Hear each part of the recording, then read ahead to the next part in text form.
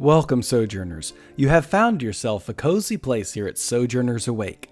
I'm Jonathan, and this is our production of The Fairy and the Free. Like you, the Sojourners are on a mission, and they face conflict, and sometimes even danger. And in the great city of Luminous, within the plane of Skyworld, they search for the missing green swan named Frisia. And now they are at the border of Castle Feathermore.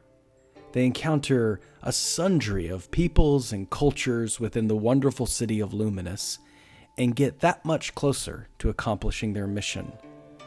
But suddenly, they come to an impasse. And so for now, our story continues.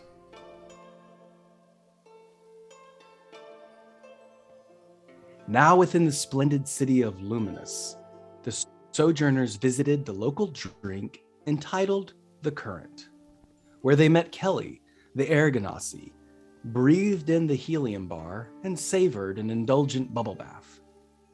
They only had to regroup and begin their search for Frisia, the green swan of Dreamland. But before they could set out into the city, they experienced some of the unsavory aspects of Luminous. The constant tension within the great region between the Bite Club and Baron von Feathermore. Here within Luminous, the Cloud City, Baron von Feathermore manages most of the efficiency of the metropolis, with the exception of the food sourcing, which is, of course, maintained by the other power within Luminous, Count Cressian.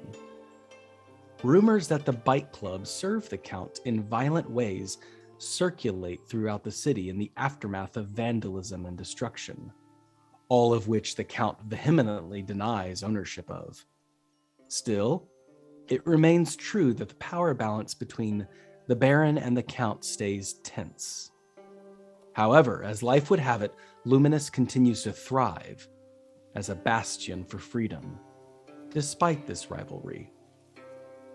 And after the most recent attack, in which the Sojourners participated in quelling it quickly, the hippogriffs arrive as medics. These hippopotamus people, police, and trained counselors, they place the balm of order upon this ruthless chaos in the destruction of the tavern, the Current. And outside the city, amidst the chaos, the Sojourners are congratulated as local heroes. And there before you, the great city of Luminous lies in wait.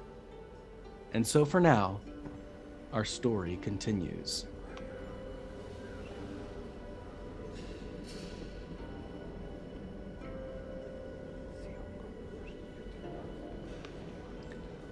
As the chaos comes down to order, the Current comes back into safety where the smoke and the fire have been extinguished. Kelly is nearby being investigated by the police. The medics are taking care of everyone, bandaging yourself, balming your wounds, as well as the three vandals who lay unconscious at this moment. One of them, the gnomish fellow, missing a shirt, and which is securely tucked away in Bertie's pocket. These vandals identified themselves as members of the Bite Club.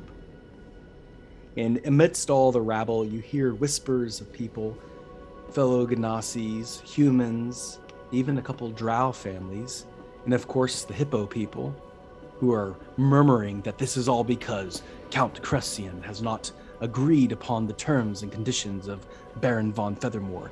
And some people saying, well, Baron von Feathermore, he is to blame because of his unfair dealings with Count Cressian. While others saying that the Bite Club is simply a riffraff group of gangs and pirates and have no dealings with the Count or the Baron. And amidst all this rabble, Bertie, how do you appear and to what do you pay attention to? The guys are still on the floor. I took the t-shirt.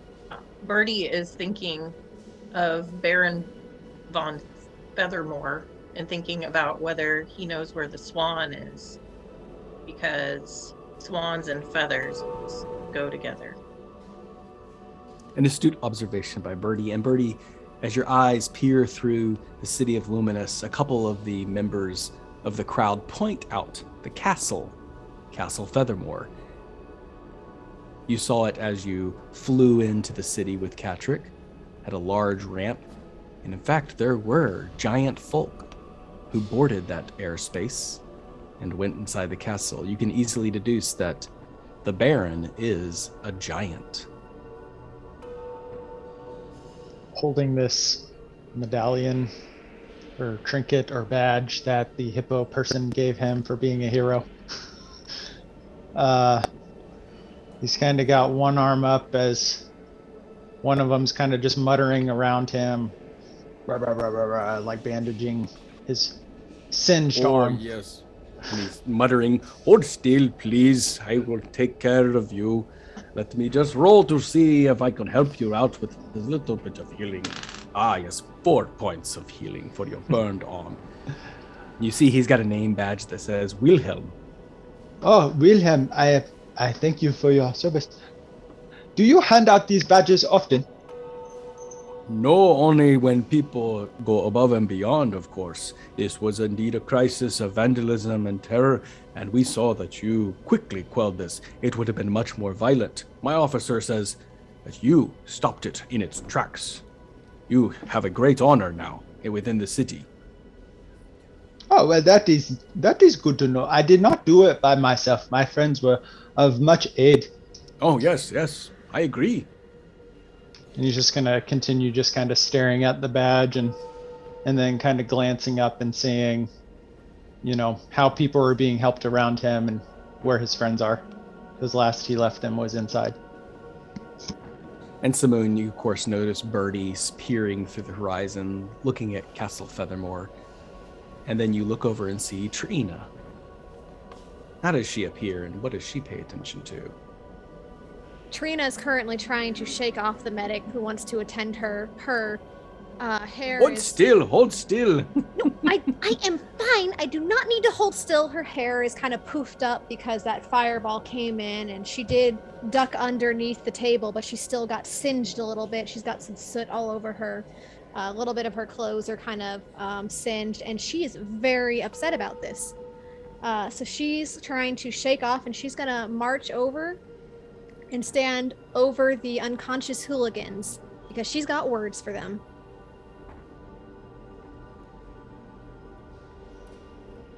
Okay, as soon as he notices you, Wilhelm just stops and he bows. "Oh, I'm so sorry. And he backs away.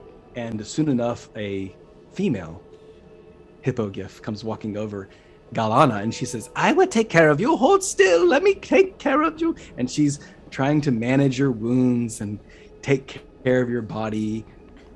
I don't need help. I want to go talk to these people who have ruined my day, my perfect day. This was a beautiful establishment, and they had no right to be throwing their bombs in here. Let me at them. I've got words for them.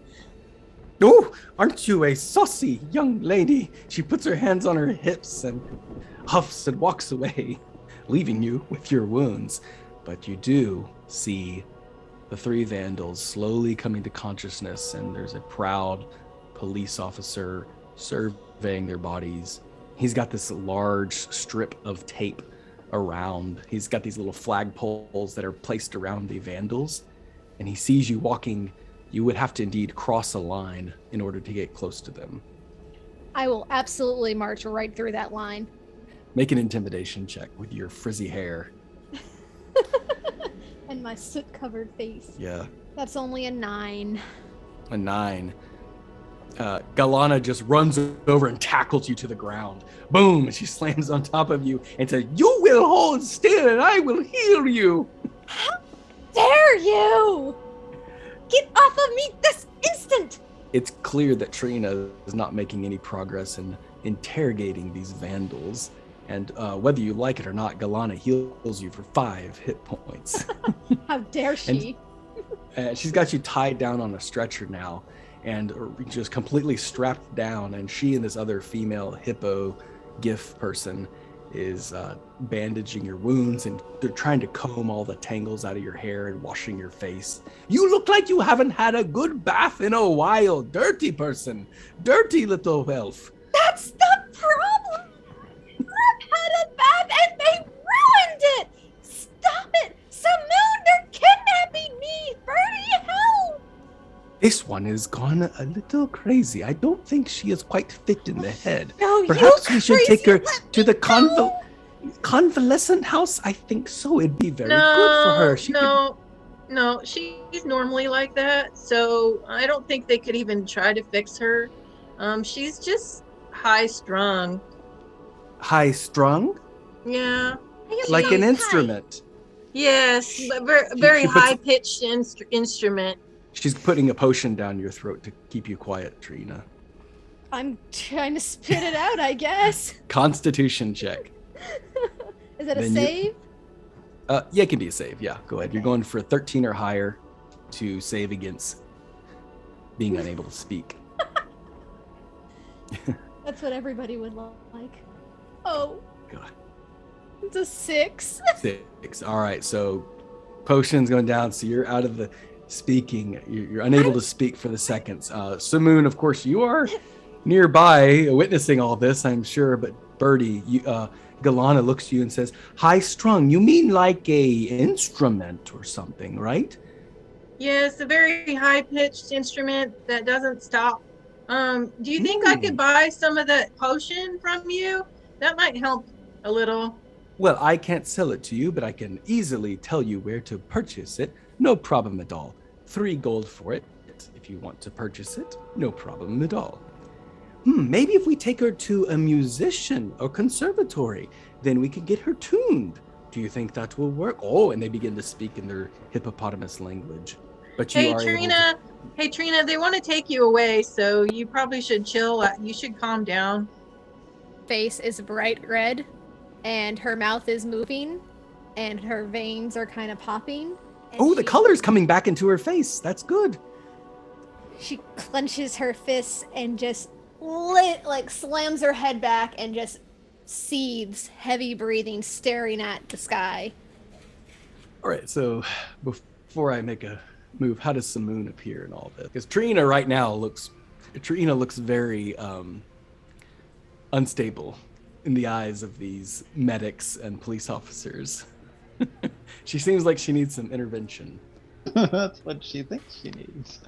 Samoon is going to come in. He's got like a little bit of a bandaging around his arm, but nothing too crazy. He's got the badge in his right hand. Bertie and Triyina, are you guys okay in here? They seem to be taking care of the people out there, and I got this cool badge, and what? Bertie, what is going on right now? They gave Triyina a potion. She can't talk now, which is fine. We should just leave her like that. That's okay. She's mad, but they want to take her away to like the hospital or the infirmary to, I don't know what they're gonna do. Galana finishes the potion and says, "There, you're all better. That feels good, right? Give her a patronizing smile. Better already, smiling." She can be, yes, a little dramatic at times, but I assure you, apart from that, she is probably mostly fine. I don't think she took much of the attack to begin with.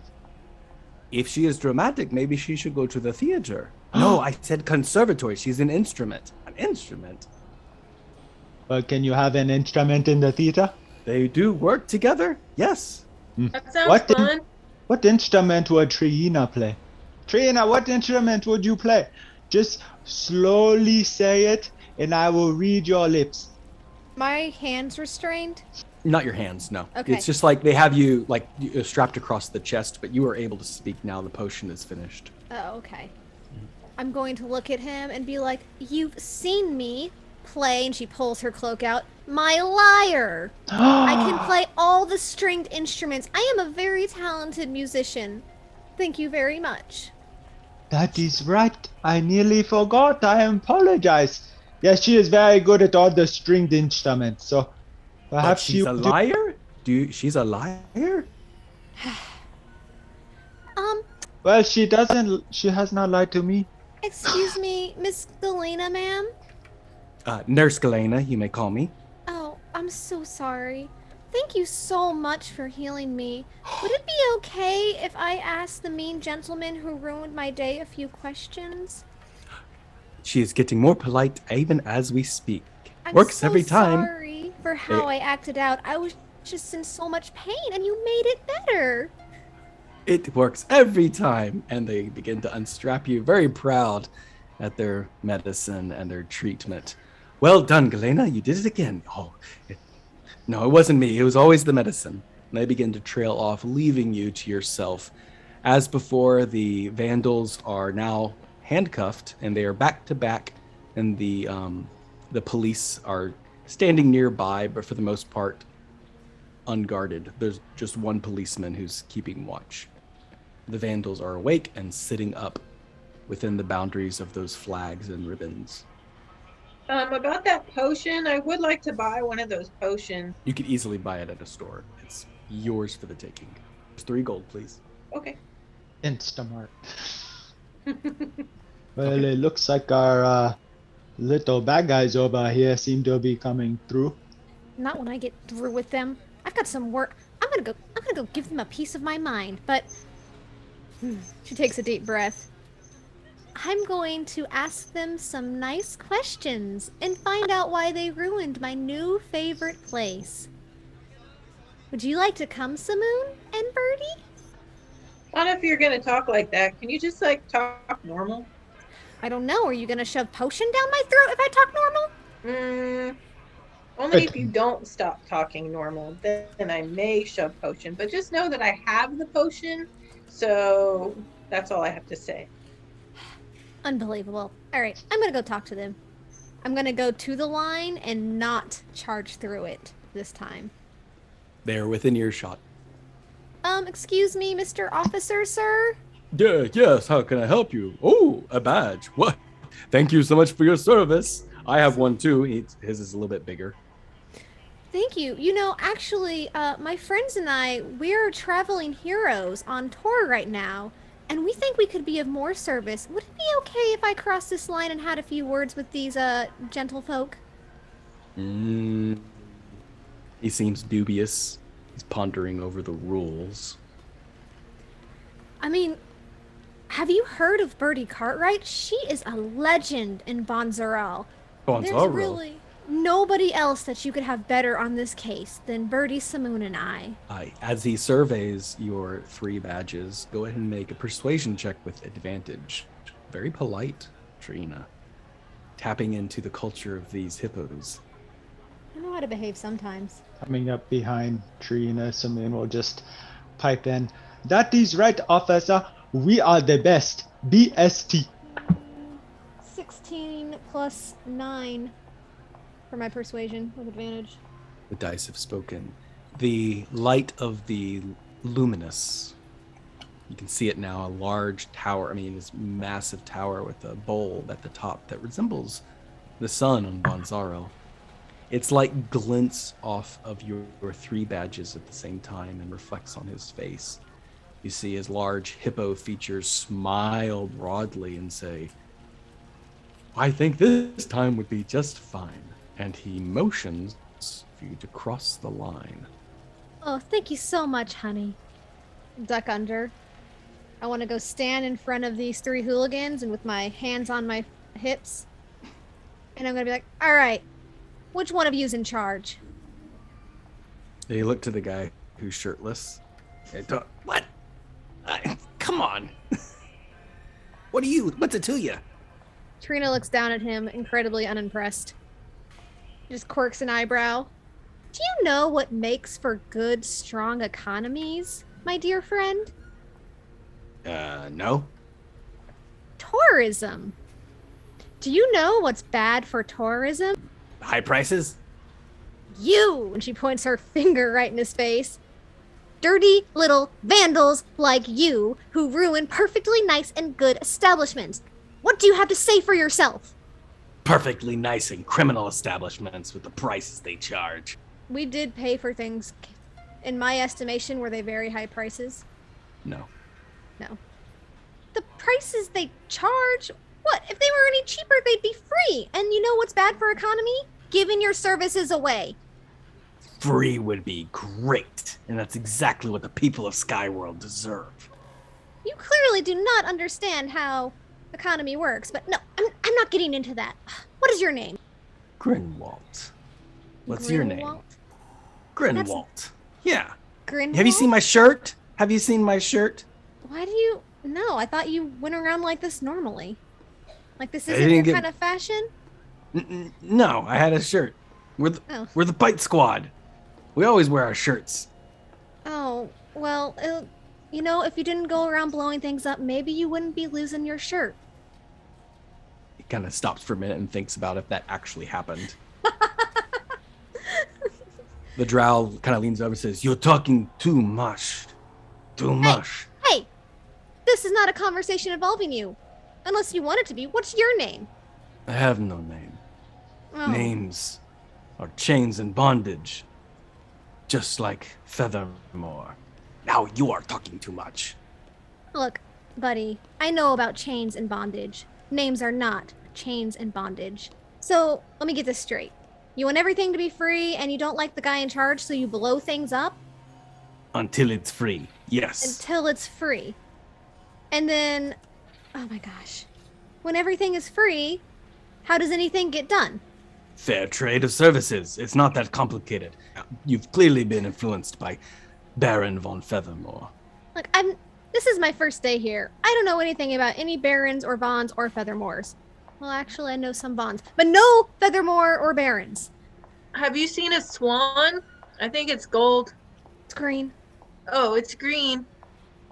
So in conjunction with Bertie's question, as well as mentioning that this is your first day here, he smiles and says, "Well, you don't know the whole story. Tell me. I don't know if I trust you.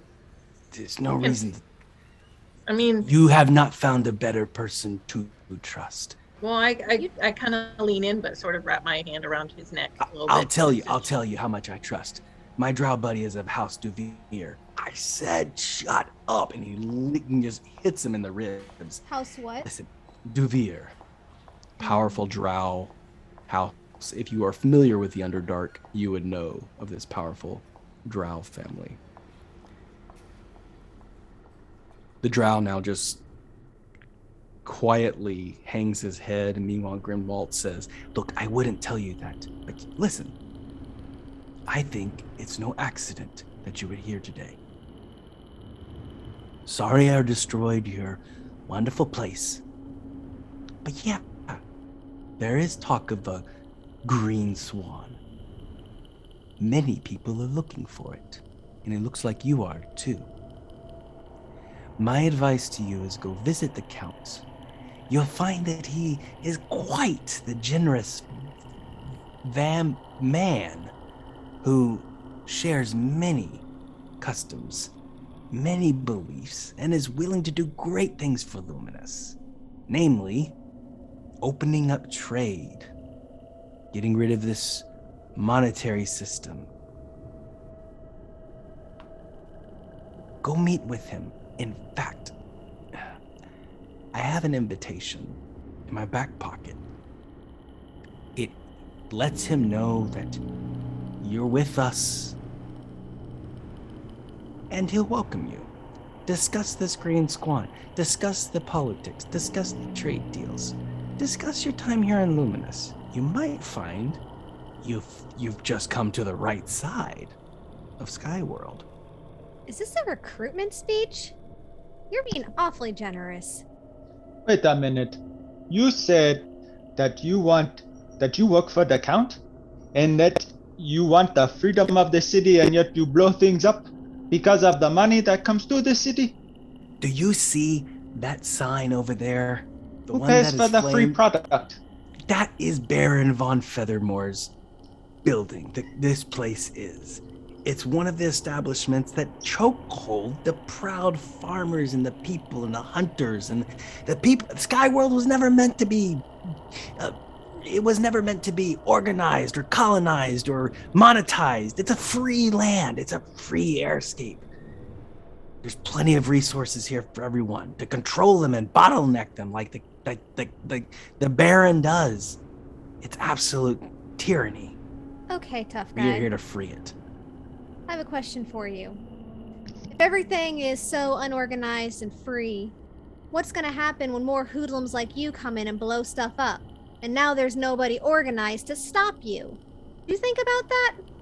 Never mind. I don't care. Bertie's right. We're not here for this. We're here for the swan. I just want you to know that I've got my eye on you. Well, looks like you'll have to be following me to the jail cell. And at that point, the Hippo police arrive and they take away the 3 vandals into custody. Grinhalt just gives you a knowing wink. I roll my eyes at him. He just mouths the words, "Go to the Count." And then they're led away.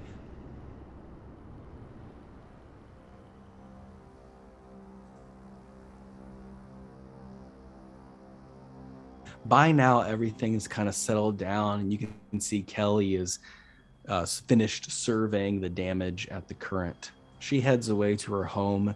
For the most part, the crowd disperses, and you are left to the wide city of Luminous.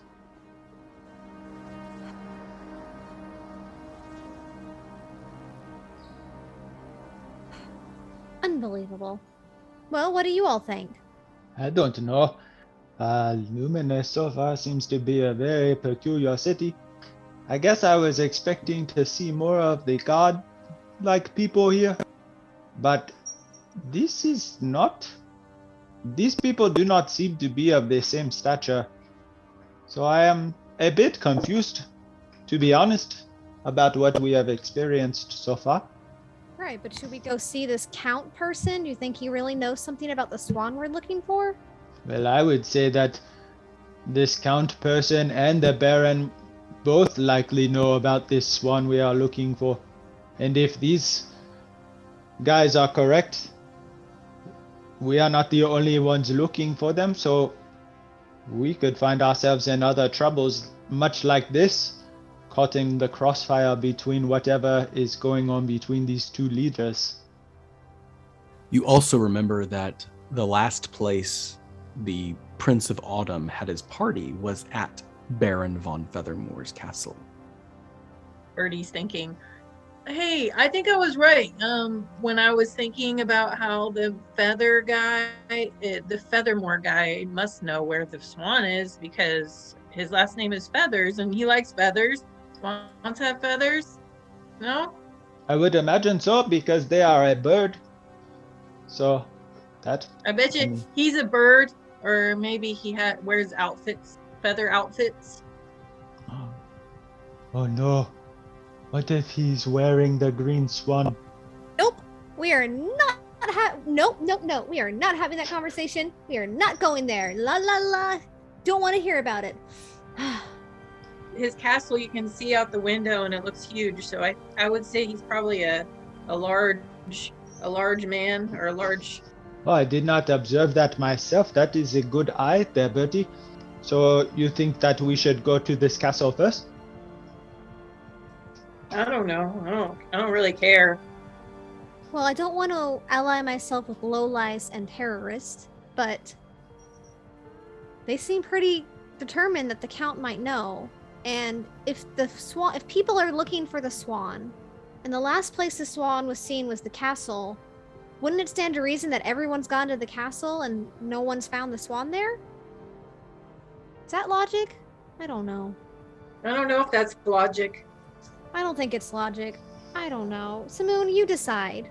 Well, I think that Milil, he told us about this quest, and he said that the Prince of Autumn was last at this festival thing at the Baron's castle, and these guys clearly are, here to hurt people.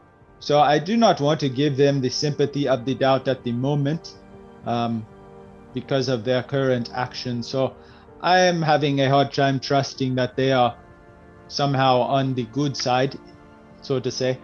So I would rather, I guess, venture towards the Baron. And, maybe he will let us take a look. And if we cannot find anything, we can ask him questions. And then maybe at that point we could consider finding this count.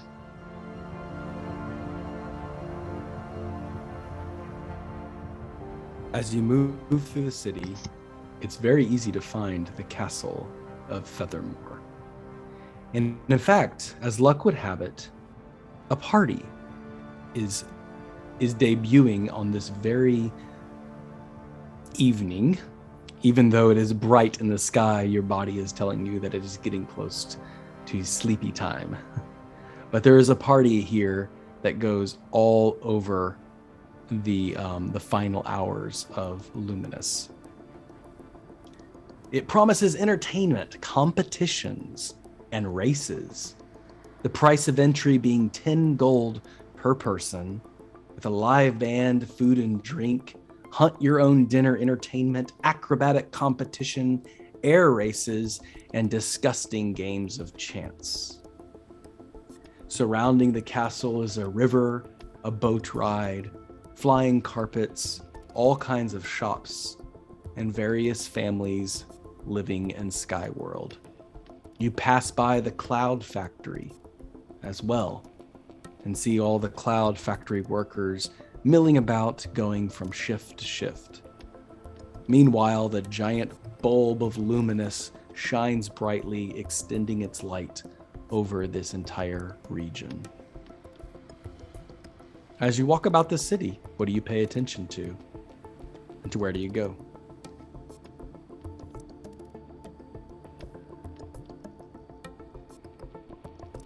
Walking through the city, I'm looking around to see if the citizens actually look like they're in this chokehold that the Bite Squad was talking about, or the Bite Club. And I'm looking to see if I see any graffiti or posters or anything from the Bite Club to kind of further their points and their mantras. Go ahead and make a perception check then. 19. 19. You see plenty of happy families. There is an air of wealth around Luminous. Everything seems to be functioning efficiently, on time, without any little disturbance. And you notice that the cultures of people, the drow exist in families, the hippo exist in these colonies and groups of public servants. And you do notice some humans walking around, especially in the factories. But your eye does catch that there is a small shop with a door that leads underground. In fact, the door appears very much like a cellar door. And on a signpost nearby, you do see a couple pages torn off the wall and the ground, resembling the Bite Club insignia. You see one of the hippo inspectors come by and clean them up, scrubbing the walls and tearing out the graffiti and the debris, shove it into a bin and move off and cleanse the rest of the city. And still that basement door into the ground remains.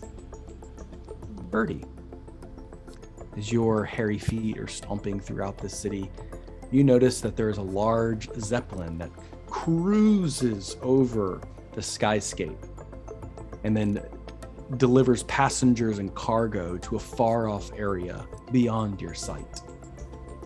But what do you pay attention to as you're walking through this city? You said there were games? Yes, the festival, the party at Castle Feathermore promises games and entertainment. I think Bertie wants to join the party. Hey guys, hey look, it looks like they're having a party, and she's getting very excited. She's like, and look at the carpets, look the flying carpets. I think we should go in and investigate. Yeah, it looks like where we need to go, and at least they're conveniently letting people in, but 10 gold. That's a pretty steep price. You think they'll let us in because we're heroes? And she taps the badge on her shoulder. Yeah, I'll let you do a history check on that, Triyina, if you'd like. Well, actually, since you asked the question, Samoon and Bertie, you can do a history check to answer Triyina's question. Straight 18. Samoon, you're recognizing the culture of this Luminous. It would not be an automatic. The badge that you're wearing, it seems to only apply to the gifts, the hippopotamus people. It seems that they've created their own little reward system of good citizenship. But you notice that no one else in the city besides yourself are wearing those, and the hippo people. I don't know that these badges will really work well for us, Triyina. It seems that, these seem like the type of things that back on Banzera that the guards would wear, but, who kind of facilitate the cities to make sure that, the bad people don't do bad things and the good people are protected. But they never get free access to things because of that. It just seems like a gift that was given in the moment. And as I'm talking, I'm going to, as we were walking, Samoon is going to just cast Cure Wounds on himself. And my arm is a little bothersome. And so he just kind of speaks the word Consenesco over his arm, and he's going to heal up some. So he'll gain 3 points back. And his focus was also on the people, but not so much looking for the bite squad. He was just kind of contemplating his thoughts from earlier of like the aspect that this place he perceived would be like a ethereal deities kind of walking about, and he's trying to recognize, like, do these people look like any type of specialness to them, or do they mostly seem like regular folk that just happen to be in an area that he's not ever been to. And that may come as a surprise to Samoon, but as you walk around, everyone seems pretty normal, very material as opposed to ethereal. And there is the people themselves are not magical, although the area is full of magical air, flying carpets, flying brooms. There is a lot of flight, and you do see that there's this one drow family who's riding on a carpet, and they nearly collide into this random person skating on a flying griffin, and the griffin is bucking and nearly throws off the rider. The drow family stops, and you watch as one of the children fall. But rather than being frightened, the child just spins and spins and finally whips out a feather and begins to gently float to the ground. Lands on the ground, the family comes by and picks them up, and of course the mother scolds the child. But it seems like a regular day. So despite the people being normal, the area is very magical and exciting. While you're looking, you see that there is the one boat that moves through this beautiful river that flows through gardens and forests, and it picks up passengers along the way. Seems to be traveling on a route. You also see a place called Borneo's Market, supplies and resale. You see a travel station where people are standing in line to purchase tickets to take the flight of the Zeppelin. You see another shop called Renway's Library. And finally, The Ringer, a salon. Many people go in there and get decorated and dressed up, and women collecting gossip. These are some of the curiosities and sundry locations that you notice as you wait for the festival to begin. Did you guys just see that child? They were flying up there, and then they fell off and pulled out this feather thing and just glided down to the ground. I've never seen that. And they do not look like, I don't know, Genasi to me. Granted, they were a little far away, but could I tell, like, perceptively make a guess as to what race they were? Yeah, you see their elven features, so they are shorter and squat. Their ebony skin glistens in the light of luminous. Their shock white hair, clearly, they look like dark elves of the Underdark. He just glided down and he's like, I don't know, he looks like a drow from here. I feel like falling is probably enough of a hazard here that everyone has precautions for it. Samoon thinks about it. Should I test this theory? I guess that makes me more comfortable than to see all these flying contraptions about. It's just amazing to me that there are so many people like in tune with the air in some way. I don't know, I was just making an observation. But Bertie, you are mentioning something about a party? Looks like there's going to be a party. They're setting up games and things. I think it's fun. I hear music in the background. I think it would be a good idea to go investigate the party. I think you're right. Especially since the swan was lost in a party, we might be able to follow the feather prints, if you would, see what happened. That is true, and then maybe we can hear some of the local rumors to see if we hear, or rather, to hear if we gain any clues of people sighting this green swan. I wonder if we'd be able to talk to the Baron directly. I'm sure the Prince of Autumn was a special guest of his. Yes, but the Prince of Autumn, is he not a deity himself? The Archfey, they're not quite deities, but they are very, very powerful, and they have a lot of power. Well, I say power. They have a lot of influence in their own might and realms. So he's very important. He's just not quite a deity. He's not quite Millel status. He probably Bertie's did very not invent handsome. something that no one else did. No, he mostly just rules one of the realms of the Dreamland. If he only takes important guests, I might be able to get us to see him. What makes you say that? She looks very uncomfortable. Looking around, actually her hand kind of goes up to where she was previously scarred. I mean, I could go in the name of my mistress, and I think he'd have to see me. The problem is if she finds out, I might get in trouble. Wait, is she the one that attacked you at Eldon's healing house? Yeah. Why would you ever want to be in her name? Well, I didn't really get a choice. We're not all born free.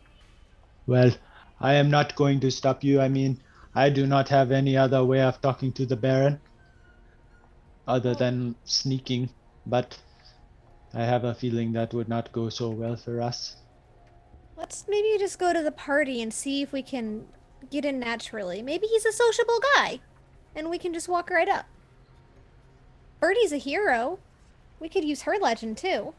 Yeah, I mean, I'm famous everywhere.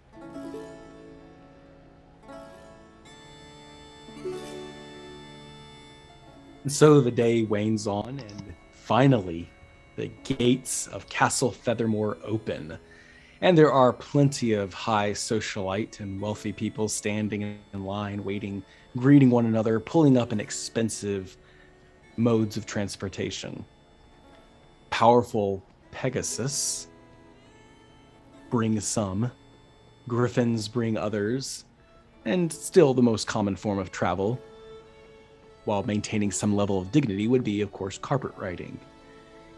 And as you walk up, you get a couple of comments under their breath, a couple socialites, one of them appearing very much ethereal, Samoon. And she just casually mentions, soil shoes have arrived. Landwalkers. Oh, really? Oh, look at them. Oh, so drab. Coming in here, plodding along at, what is it, 3 miles an hour? If. And they begin to chuckle and gently glide away. And you notice this ethereal, powerful woman with skin very much like yours does not appear to be walking. She's simply gliding, though you may look away quickly as you see that her long dress reveals nothing of any sort of legs that she possesses. and her attendant simply walks side by side with her, decorated with a shawl and a headdress, keeping up with this large giant of woman. And soon enough, you get to the gates, and there is a proud footman there, of course, a hippo, and he accepts the payment. 10 gold, please. Do you present it? Can we try our badges? Will our badges get us into the festival? That is a beautiful citizenry. You are here to help, then? Yes, we are here to provide extra security. Oh, security, let me check my ledgers. That would be a deception check, Triyina. Oh, I'm sure you'll find everything. You know, they might not have actually added our name because we just got hired this morning. Let's establish it. It is going to be a 15 or higher. I didn't make it. I didn't think so. There's no way I made it. Yeah. Well, So he looks at the ledger. Well, he looks at the ledger and says, nope, sorry. No request for extra security. Well, it just happened. Well, actually, we weren't really security. I think we were here more for entertainment. I mean, She is rather entertaining. Look at her dirty feet. Do you really think she pulled out of a hole in the ground? I'm a famous folk hero, and sometimes they like to invite me to these parties to show people how I hit things. Like rocks underneath where you came out of your burrow. Famous for that, I'm sure. Exactly, just like that. Failing to see the joke, she just, please, hurry up. Are you going to pay or not? The genie is right. Are you going to pay? You are guests. Bertie, I'll allow you to make a persuasion check as you attempt to become the entertainment. It's going to be more difficult now, so it's going to be a 17 or higher. Okay, hold on. I have a +9 to persuasion. I wish. Anyways. This isn't gonna go well. Persuasion, 17 or higher. Or He looks at you, puts a big old hand on your shoulder. You can see he has like 3 fingers, dull gray skin, but very human-like. And he kind of leans forward. You can smell his breath at this point. And he says, I think you're probably a really good performer. Believe me. Soil shoe or no? But no, we don't have an opening tonight. I'm so sorry. We have lots of guests. Are you a guest? He's uncomfortable with this conflict that's going on, especially at the threat of insulting this genie who is behind you, and she's starting to huff and fume, and you can almost feel like the air changing around you, getting more humid, as if a storm is approaching. I'm gonna take out all of my gold and to show that I have money, and then I will pay for all 3 of us. Okay, how much do you present then? All I have is like 200 gold. That was what was in my locker. Okay, and then Malil gave you some paper money, right? Right. So I'm just gonna have it in my satchel and just kind of like be obnoxious about going through it. Before she pays,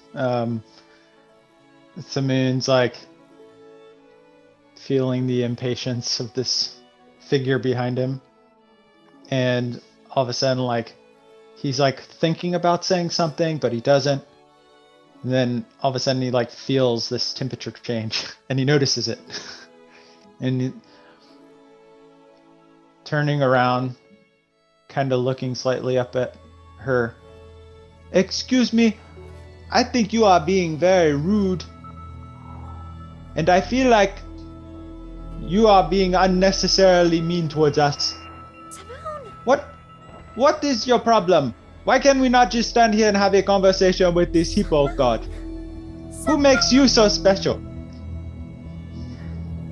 I whoosh, she starts to double in size, and a tornado begins to pick up. If anything was unstable at this moment, it begins to fly up, and then she dwindles down to your level and puts the finger in your hand, and you can just see her blathering, failing to come up with words. And you can see her maidservant now is holding an ewer, and her hands are trembling in this ewer, and you see a small smoky steam erupting from this ewer and trailing to the genie's feet. The genie looks at you and says, "You ungrateful, snot-nosed, dirty-footed orphan. How dare you insult me? How do you know that I am an orphan? Get back, you Genasi." I will not. I stand here before you again and I ask you, who are you? How do you know me? Make a strength saving throw.